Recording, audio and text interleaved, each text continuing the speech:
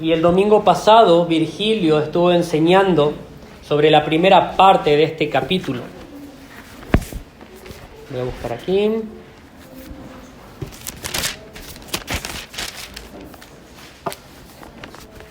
Simplemente para poder recordar un poquitín lo que hemos estado aprendiendo en el libro de Marcos, estamos viendo cómo Jesús empieza a anunciar que el reino de Dios se está acercando. Jesús comienza a predicar, comienza a escoger los discípulos, comienza a enseñarles a ellos comienzan a acompañarles.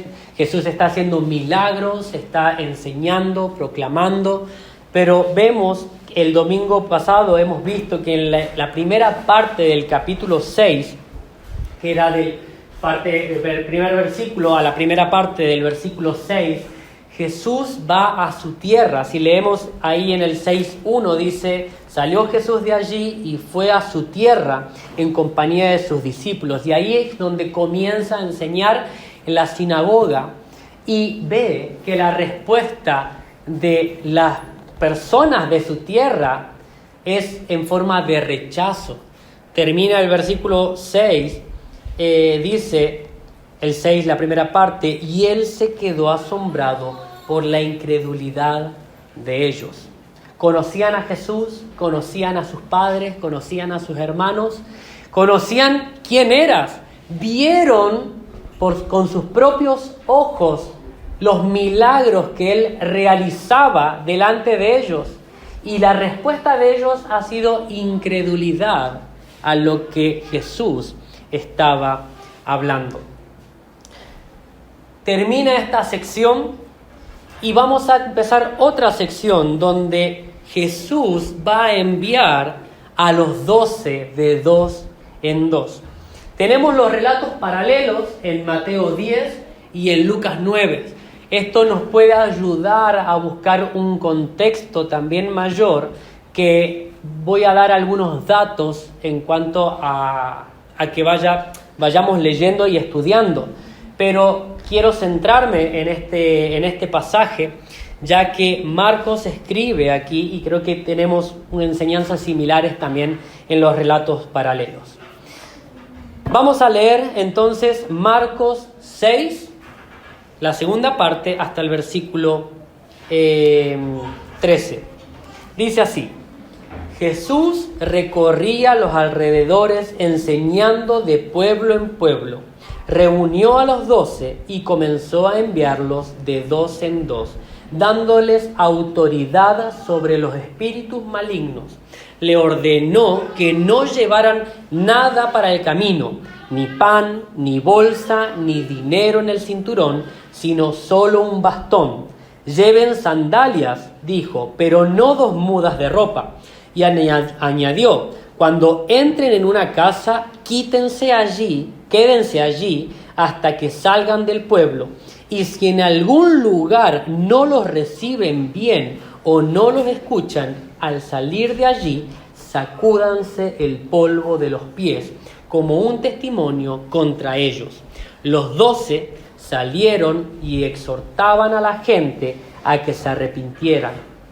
También expulsaban a muchos demonios y sanaban a muchos enfermos, ungiéndolos con aceite.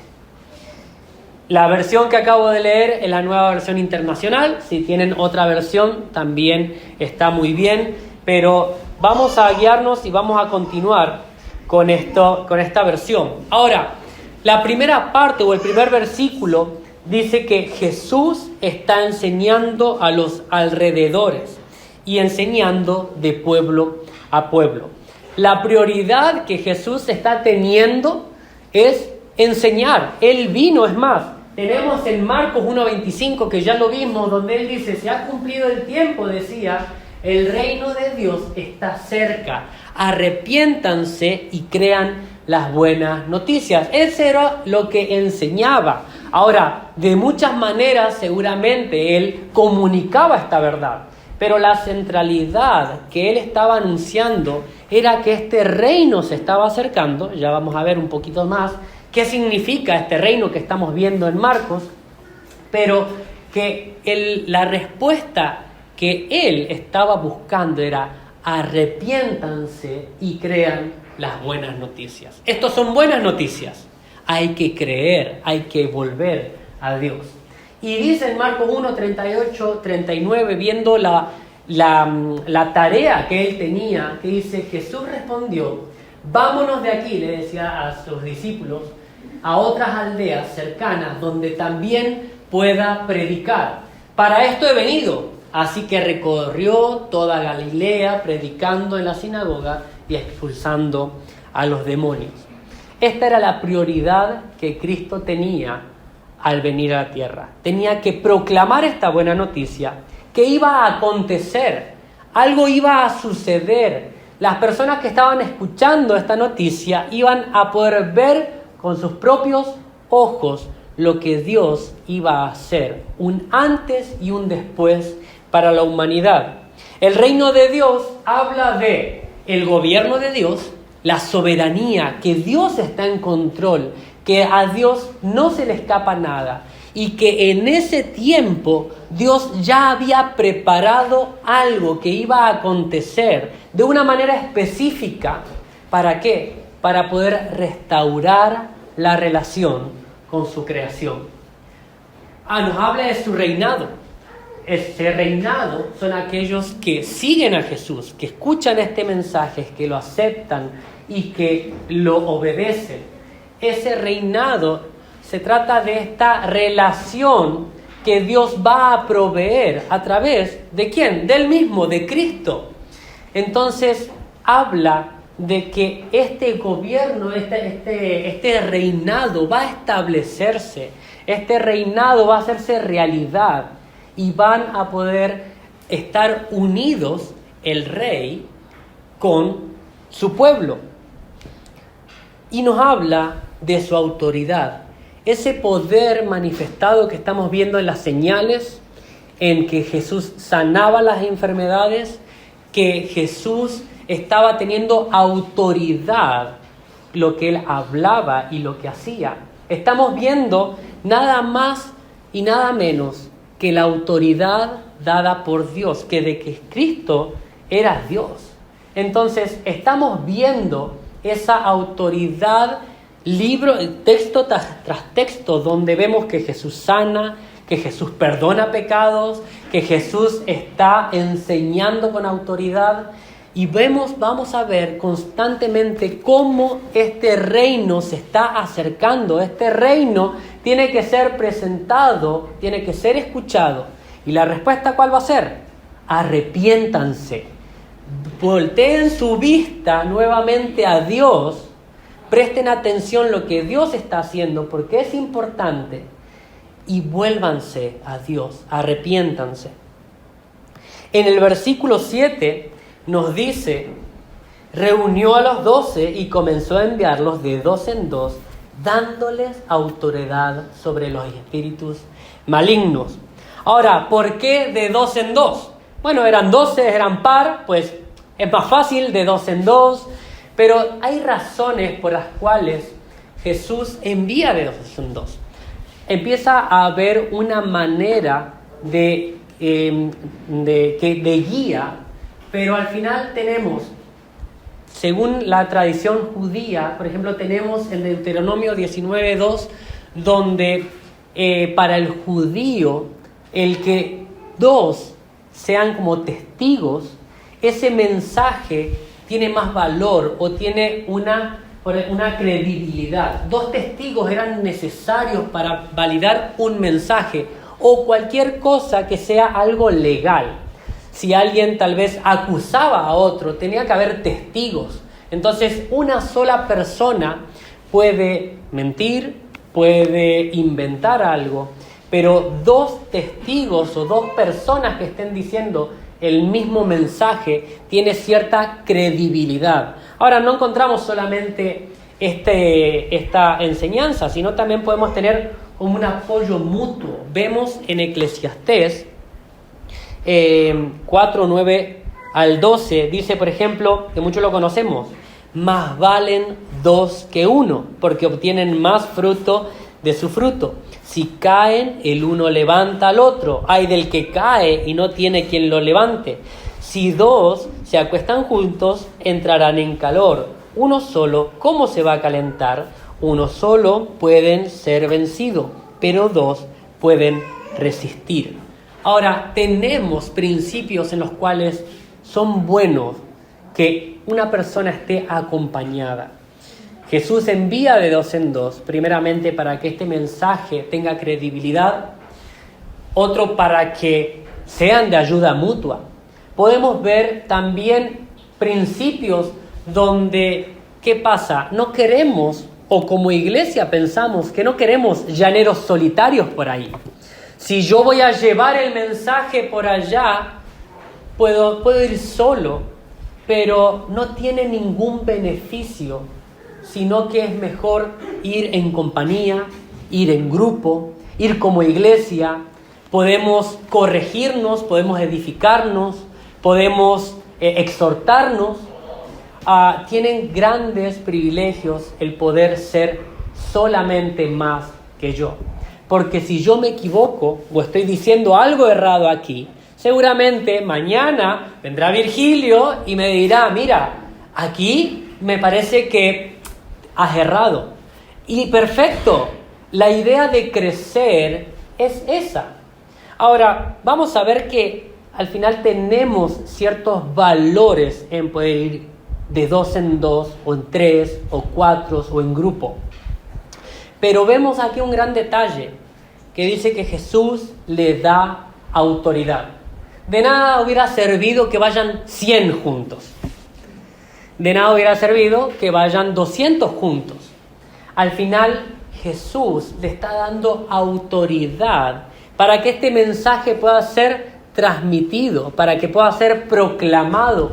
Y no solamente esto, sino que puedan hacer estos milagros, estas señales. Las otras versiones o los otros textos paralelos no solamente dice de poder sacar espíritus malignos, autoridad sobre espíritus malignos, sino también sobre sanidad. Que como vemos, estos milagros son señales, ¿vale?, que están acreditando el mensaje. Entonces tenemos la proclamación del Evangelio, no es por nuestras propias habilidades o esfuerzos. Si nosotros creemos esto, pues estamos muy errados. Nosotros no podemos cambiar el corazón de la gente. Nosotros no podemos entrar en su vida, poder cambiar ese pensamiento más profundo, cambiar ese corazón de piedra en corazón de carne. Nuestra responsabilidad es proclamar el mensaje. Ahora, Jesús está dando y proveyendo esa autoridad para que este mensaje tenga efecto en esas personas que van a escuchar. Ahora, no es por nuestras propias habilidades o esfuerzos, debe hacerse bajo la autoridad de Cristo. Sin Cristo, este mensaje sería moralidad. Estaríamos como nosotros criamos a nuestros hijos, como podemos enseñarle moralidad en nuestros hogares, en los colegios. Pero si no le predicamos a Cristo, ellos no van a conocer el verdadero evangelio. No va a haber una verdadera transformación en ellos. Ahora, nosotros podemos criar nuestros hijos con buenos valores. Queremos que sean buenas personas, que tengan buenos valores, que se críen en un buen entorno. Y parece perfecto, claro que sí. Pero solamente Cristo puede cambiar sus corazones y puede cambiar su alma. Solamente puede hacerse bajo la autoridad de Cristo. El versículo 8 al 11, Jesús está dando como una capacitación, está enseñándoles algunas cosas de lo que ellos tienen que hacer.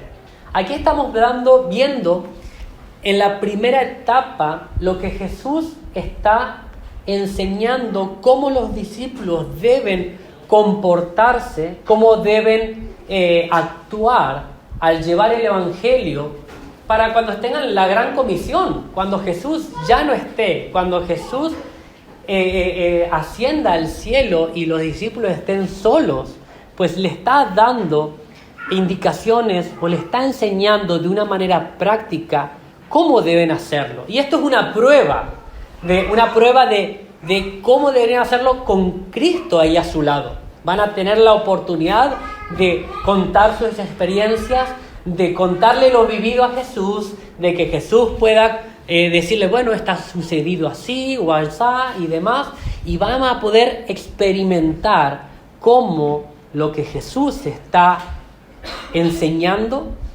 es la verdad. Entonces, cuando Jesús los manda, les dice así, versículo 8, les ordenó que no llevaran nada para el camino, ni pan, ni bolsa, ni dinero en el cinturón, sino solo un bastón. Qué difícil tarea, ni un peregrino va con tan poco. Tenemos aquí los peregrinos que pasan y van con su mochila, sí, intentan llevar lo menos necesario porque saben que eso es una carga con cada paso que están dando en el camino. Ahora Jesús les dice, no lleven nada, no lleven ni pan ni dinero, pero si el dinero tampoco pesa tanto, me va a ayudar cuando tenga hambre, es algo que voy a poder canjear para cuando tenga necesidad. Jesús les dijo, no lleven nada. Ahora, lo que Jesús les estaba enseñando es no prepararse con recursos humanos, no dependan de lo material, de lo terrenal. Vamos a hacer esto, proclamen las buenas noticias. Yo me encargaré de lo que continúa. Yo me encargaré, yo voy a proveer. Ahora, esto parece difícil para un principio de hoy en día. Hoy no vemos a personas que están proclamando el mensaje de Dios en sandalias, ni con un bastón solamente, sino que vemos muchas otras maneras de cómo personas que proclaman el Evangelio tienen todo y más. ¿Significa eso que estamos cerrados? La respuesta es que Jesús le está enseñando algo puntual aquí, para empezar. Y lo que Jesús le quiere enseñar aquí es que ellos deben confiar plenamente. Ahora, mientras Jesús está ahí, deben confiar plenamente de que Él no les va a dejar faltar nada. Vamos a ver que esto, por ejemplo, más adelante va a cambiar. Porque dice en Lucas 22, del 35 al 36, dice así: luego Jesús le dijo a todos, esto fue antes, cuando Judas lo traiciona, antes de que vengan a recogerlo, a presionarlo, dice, luego Jesús le dijo a todos, cuando los envíe a ustedes sin monedero, ni bolsa, ni sandalias, ¿acaso les faltó algo? Nada, respondieron. Ahora, en cambio, el que tenga un monedero, que lo lleve.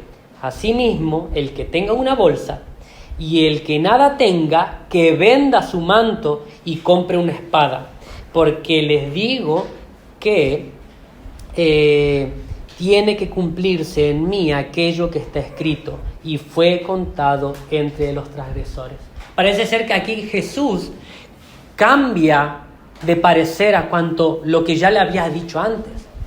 Era una prueba, era un mandato que Jesús le había ordenado, pero para que ellos vean que deben confiar en la provisión de Dios. Aquí, en este otro lugar, no significa de que sí o sí deben andar como un voto de no tener nada, de estar comiendo de lo que encuentren. No, eso no significa el verdadero andar cristiano. Tampoco significa el enriquecernos a costa de otros. Tampoco significa el estar muy cómodos en nuestra vida secular. Entonces, ese principio que Jesús quiere enseñarles es principalmente que nada les faltará, porque Cristo va a proveer lo necesario al proclamar esta verdad. Y vaya que esto lo han aprendido. Ellos han muerto por predicar y proclamar el Evangelio. Esto es una de las razones por las cuales hoy podemos saber que el Evangelio es verdad, porque ninguna persona muere por una mentira. Los discípulos han muerto porque proclamaron las buenas noticias de Cristo. Pero la respuesta que debemos tener es la misma: arrepiéntanse. Dice el versículo 9: lleven sandalias, dijo, pero no 2 mudas de ropa. Y el versículo 10, y añadió: cuando entren en una casa, quédense allí hasta que salgan del pueblo. Ahora, aquí habla en otros versículos paralelos, los capítulos paralelos, habla un poco más de esta hospitalidad. Y, por ejemplo, dice en Lucas 10:7, dice así: quédense en esa casa y coman y beban de lo que ellos tengan, porque el trabajador tiene derecho a su sueldo, pero no anden de casa en casa. Lo que Jesús le estaba queriendo decir es: no busquen la comodidad, no busquen a ver quién les va a atender mejor o quién les va a dar mejor alimento, o busquen picotear de aquí, de allá, de aprovecharse del lugar donde estén. Lo que ustedes están haciendo a ir a esos pueblos es proclamar el Evangelio. Mientras tengan lo necesario para vivir, que Jesús está proveyendo, es suficiente. Vuestra responsabilidad es proclamar las buenas nuevas. Busquen contentamiento y sencillez. Muchas veces en nuestro día de hoy es muy difícil encontrar a personas que estén satisfechas o contentas o que tengan el contentamiento con lo que ya tienen. Pueden tener casa, coche, moto, hijos, familia, perros, gatos, y aún así no tienen contentamiento. Una gran verdad bajo el reino de Dios es que lo material no te va a dar la felicidad. Las relaciones no te van a dar la felicidad. Los animales, aunque sean muy monos, no te van a dar la verdadera felicidad. Entonces, Jesús le está enseñando cuáles son las verdaderas cosas por las cuales deben vivir su vida. Aunque tengan lo necesario para vivir, estamos para algo mucho mejor, mucho mayor. Pero Dios aún así va a cuidar de nosotros. Si cuida de las aves, ¿cómo no va a cuidar de nosotros? Dice el versículo 11: y si en algún lugar no los reciben bien o no los escuchan, al salir de allí, sacúdanse el polvo de los pies como un testimonio contra ellos. Ahora, aquí ellos tenían que proclamar el Evangelio, las buenas noticias. Pero vemos y hemos visto, Jesús fue rechazado en su propio pueblo. Lo que las personas van a tener son diferentes respuestas a este mensaje. Unos van a creer, otros van a rechazar. Cuando dice sacúdanse el polvo, era un gesto judío, en la cultura judía, que que hacían cuando salían de una tierra gentil. Es decir, como el judío aborrecía a los gentiles, cuando iba o pasaba por su pueblo y salía, vamos a imaginarnos aquí cuando salimos de España y tenemos la señal del nombre del pueblo y la cruz que está saliendo del pueblo, sacudía sus sandalias, quitándose el polvo en forma de desprecio, como diciendo, ni el polvo de esta tierra quiero. Era una señal de que no quiero saber nada con estos gentiles. Pero ¿sabes qué? Algo muy curioso. En los relatos paralelos de estos versículos, ¿sabes a quiénes les manda Jesús a que vayan a proclamar este evangelio de 2 en 2? Dice en Mateo 10:5, que es el mismo relato. Jesús envió a estos 12 con las siguientes instrucciones: no vayan entre los gentiles ni entren en ningún pueblo de los samaritanos. Vayan más bien a las ovejas descarriadas del pueblo de Israel. Es decir, que los discípulos tenían que ir a las ovejas descarriadas de Israel, al pueblo judío, a proclamar las buenas noticias.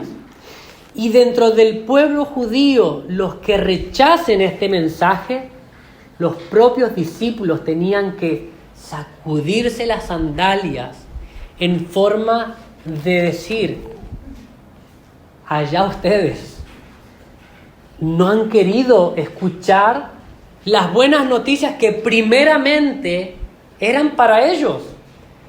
Jesús, cuando dice el primer versículo ahí que predicaba a los alrededores, era su tierra, eran los suyos, eran los judíos, había gentiles también, porque este evangelio, estas buenas noticias no iba a quedar ahí, iban a ser hasta los confines de la tierra. Pero es impresionante que algo que los judíos en su cultura hacían ha vuelto hacia ellos mismos. Hay un refrán en Argentina, no sé aquí si se dice, pero dice: no escupas hacia arriba que te va a caer en el ojo. Entonces, algo que ellos hacían era lo mismo que le ha tocado cuando se les presentó el evangelio y lo rechazaron. Esta señal era de rechazo. Y era rechazar a los enviados de Cristo, era rechazar a Cristo mismo. Era el mensaje de Él. Él estaba proclamando lo que Él venía a hacer. Y eran buenas noticias. Y eso es algo impresionante, como tanto el pueblo donde Jesús se crió, el ver los milagros, el ver lo que hacía, ver la incredulidad de ellos. Él estaba asombrado de que aún así ellos estaban ciegos ante el mensaje de la verdad. Muchos rechazan el mensaje de Cristo. Jesús les enseña los principios basados en el reino de Dios, que son verdades que son locuras para el mundo. Si hoy a ti te dicen que tienes que ir a proclamar el evangelio a tal lugar, la primera pregunta que tal vez una persona o un pastor diría: ¿y cuál será mi salario? ¿Y qué es lo que me van a dar a mí para yo ir para allá?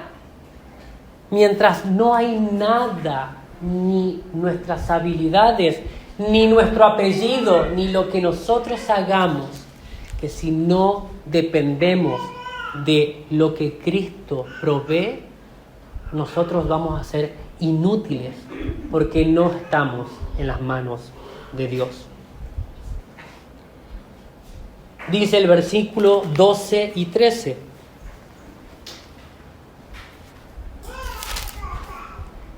los 12 salieron y exhortaban a la gente a que se arrepintieran. También expulsaban a muchos demonios y sanaban a muchos enfermos, ungiéndolos con aceite. Tenemos dos cosas aquí. exhortaban a la gente que se arrepintieran. Era el mismo mensaje que Jesús les había encargado. Estaban alineados, era el mismo. Entonces, este mensaje de arrepentimiento tiene que haber un cambio de mente. Tienen que alejarse del pecado y volverse a Dios, a lo que Dios estaba a punto de hacer en la persona de Cristo. Lo anunciaban de miles de maneras. Jesús con los discípulos anunciaban en las sinagogas que tenían el conocimiento de la ley, de la Torá, de las Escrituras, donde les hacía ver que las Escrituras hablaban de Él, de lo que Dios iba a hacer. Ese reino se estaba acercando y se iba a llevar a cabo. Ahora, el segundo punto es que los discípulos proclamaban esto, pero no solamente esto, sino que expulsaban los demonios, sanaban y ungían con aceites. Los milagros eran una señal de validación del reino de Dios. Los milagros son señales, como veíamos en el Éxodo, ¿no? Señales que apuntan a algo. Entonces, estas señales, estos milagros, apuntaban a que contaban con la validación de Cristo, contaban con la validación de Dios, porque no había nada ni nadie que pudiera hacer esos milagros. No había nada ni nadie que podría hacer lo que Jesús estaba haciendo. Más allá del mensaje que estaba enseñando, Jesús lo estaba validando a través de sus obras. Y aunque muchos veían, no creían. Hoy en día tal vez tendríamos personas que dijeran, ay, si pudiera saber o si sabría que la resurrección de Cristo ha sido real, ahí sí creería. O si Dios hiciera un milagro en mi vida, pues ahí le creería. O si Dios respondiera mis oraciones o mis necesidades, vale, ahí tal vez Dios tendría una oportunidad a que yo creyera en Él. Hermanos, esto no se trata de que Él tenga que mostrarme cosas para que yo crea en Él. Él ya las hizo todas. Nuestra manera de pensar debe cambiar. Debemos arrepentirnos y volvernos a Él. El reino avanza a través de los 12 por la autoridad dada de Cristo mismo. En resumen, Jesús, el Rey, da autoridad para avanzar el reino y enseña a depender completamente de la providencia de Dios. En nuestro mundo, como les decía, muchas veces estamos muy cómodos o tenemos unas expectativas que tal vez no son las que están alineadas con lo que Dios quiere. Entonces, lo que a mí me gustaría aclarar es que su poder se manifiesta mejor en nuestras debilidades. Si nosotros no somos capaces de reconocer que somos débiles, nunca vamos a poder aceptar de que necesitamos a un Salvador. Por nosotros nada podemos hacer. No podemos llegar a Dios. No podemos complacer ni aunque sea la persona más moral del mundo. Sin Cristo nada podemos hacer. Y en nuestra vida cotidiana y en nuestra vida cristiana debemos dar lugar a depender constantemente de Él. Muchas veces queremos vivir dependiendo de Abro mi aplicación del banco a ver cuánto dinero tengo, o a ver qué trabajo estoy teniendo, a ver cómo está mi familia, si está estable o no, si tengo lo material necesario para aguantar este mes, este año o dentro de los 5 años. Y muchas veces dejamos de lado el poder mirar a Dios, ver lo que Él quiere, lo que su reino necesita, y hacemos nuestra propia historia. Queremos gobernar nuestras propias vidas sin tener en cuenta lo que Dios pide de cada uno de nosotros. Ahora, mi pregunta es, ¿eres ciudadano de este reino? La respuesta es clara. Si crees y sigues a Cristo, eres ciudadano de este reino. Ahora, si no lo eres. Entonces, si no eres ciudadano de este reino, el mensaje sigue siendo lo mismo. Arrepiéntanse y vuelvan a Dios. Ahora, ha cambiado. Lo que Dios estableció y dijo, ya lo hizo en la persona de Cristo. Las señales que veíamos no son algo que nosotros debemos buscar. Esas señales eran muestra de validación de que ese reino estaba avanzando.